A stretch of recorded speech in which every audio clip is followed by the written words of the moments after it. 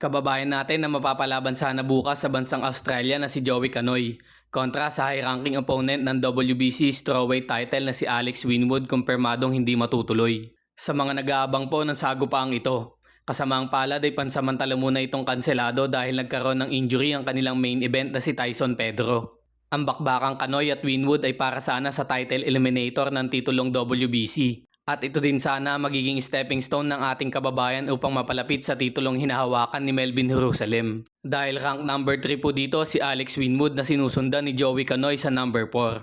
Sa mga hindi po nakakakilala kay Alex Winwood, ito po ay dating amateurista at lumalaban sa Olympics. Nakalaban ito noon ni Carlo Paalam sa Thailand International Invitation Tournament Light Flyweight Preliminaries year 2017. At tinalo ito ng ating kababayan by unanimous decision. May amateur record itong si Winwood na 30 wins.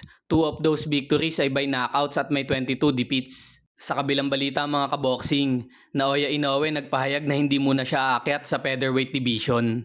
Sa pagdalo niya sa Madison Square Garden at personal na panoodin ang laban ni Shushu Carrington, natanong itong si Inoue sa kanyang binabalak na pag-akyat sa mas mataas na timbang. Ayon kay Japanese monster Naoya Inoue, sa ngayon ay hindi niya pa naiisip akyatin ng 126 pounds. Wika din niya na kapag handa na umano ang kanyang katawan na madagdagan ng timbang ay tsaka niya palang ito gagawin. Marahil ay nagdadalawang isip din ang halimaw ng Japan dahil iba na ang bigat ng suntok sa mataas na timbang at ayaw niya mabigla ang kanyang katawan. Samantalang sa kalagitnaan ng interview ay naungkat din ang kanyang potential matchup na kung binabalak niya ba na labanan ng kanyang kababayan na si Junto Nakatani. Git ni Inoue magaling umano na fighter itong si Nakatani at sa palagay niya kung matuloy ito in the future ay magiging magandang bakbakan ito.